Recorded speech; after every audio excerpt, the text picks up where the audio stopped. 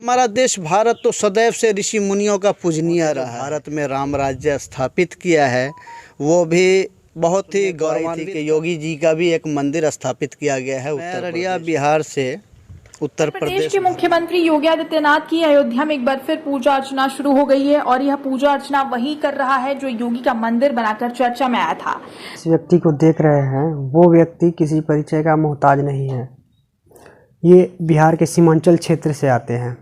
बिहार के अररिया जिले से पहुंचे आधा दर्जन से अधिक मुसलमानों ने मुख्यमंत्री योगी आदित्यनाथ की पूजा अर्चना की और विधिवत आरती भी की। अयोध्या भ्रमण पर पहुंचे मुस्लिमों का नेतृत्व कर रहे साजिद इकबाल ने बताया कि जब उन्हें मालूम हुआ कि अयोध्या भरतकुंड के पास योगी का मंदिर बना है तो उनसे रहा नहीं गया और वह पहुंच गए योगी के मंदिर पर।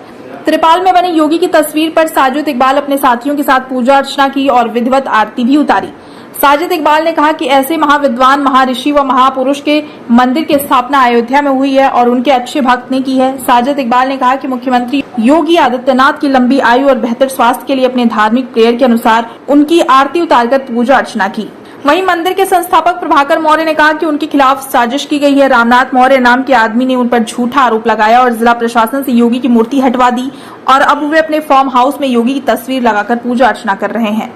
मैं अररिया बिहार से उत्तर प्रदेश भ्रमण पे अयोध्या आया था और कई जगह के भ्रमण करने के बाद यहाँ भरतकुंड आया और यहीं से मीडिया के माध्यम से हम लोगों को ये चर्चा भी खबर सुनने को आई थी कि योगी जी का भी एक मंदिर स्थापित किया गया है उत्तर प्रदेश में। और हमारा सौभाग्य कि ऐसे महर्षि महापुरुष की मंदिर की स्थापना उत्तर प्रदेश में उनके किसी अच्छे भक्त ने की है। तो हम लोगों ने भरतकुंड आकर के जब पता किया भाई तो यहाँ से बहुत ही नज़दीक है, तो हम लोगों ने फैसला किया कि नहीं, ज़रूर उस मंदिर के भी दर्शन करके योगी जी की लंबी आयु के लिए और बेहतर स्वास्थ्य की कामना करने के लिए वहाँ पे हम लोग अपने धार्मिक प्रेयर के अनुरूप उनके लिए प्रार्थना करेंगे।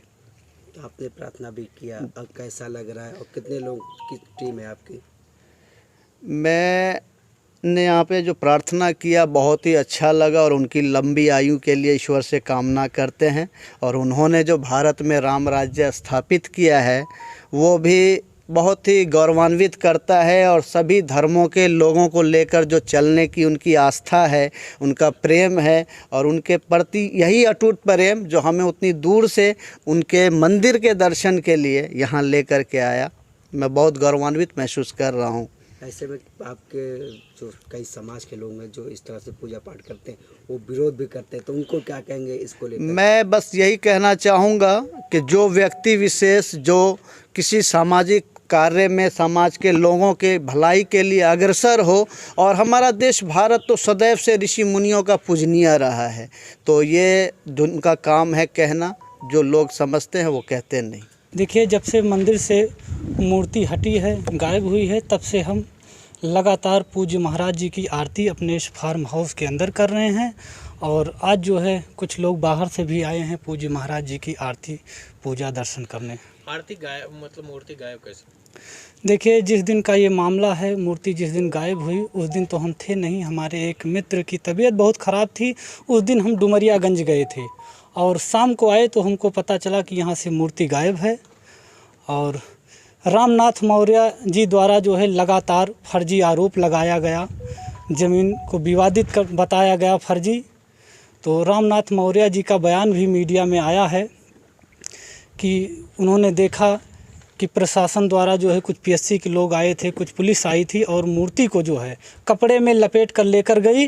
लेकिन उनका आरोप हमें लगता है ये गलत है। जिस तरह से उन्होंने फर्जी आरोप पे आरोप लगाया पूज्य महाराज जी के मंदिर को लेकर, तो हमें लगता है कि मूर्ति गायब करने में रामनाथ मौर्य का ही हाथ है। शासन प्रशासन तो हमेशा जो है उस दिन आया भी था, तो कहीं कोई बवाल ना हो इसको लेकर प्रशासन यहाँ आया था। कुछ लोगों का ये कहना था। रामनाथ मौर्य जी हमारे चाचा हैं। 2 साल से ये मंदिर बन रहा था। उसके बगल शनिदेव महाराज का जो है 2 साल से पूजा हो रहा है। आज तक कहीं कोई शिकायत नहीं। उनका सिर्फ एक लक्ष्य था कि पूज्य महाराज जी के मंदिर को जो है फर्जी विवादित करना, मूर्ति हटवाना, उनका यही लक्ष्य था। और रामनाथ मौर्य का मीडिया में यह भी बयान आया कि मूर्ति हट गई है, अब हम संतुष्ट हैं, अब उनको जड़ ज़मीन से कोई मतलब नहीं है। उनका मेन मकसद था मूर्ति हट जाए। और मूर्तक है कि इस मूर्ति को हटाने में, गायब करने में रामनाथ मौर्य का ही हाथ है। देखिए, लोग विरोध कर किसी भी तरह से मूर्ति को तो हटा सकते हैं, लेकिन पूज्य महाराज जी के लिए हमारे दिल में जो श्रद्धा है, जो भाव है, लोग इसको कैसे हटाएंगे, हम सबसे पूछना चाहते हैं, जितने विरोध करने वाले हैं।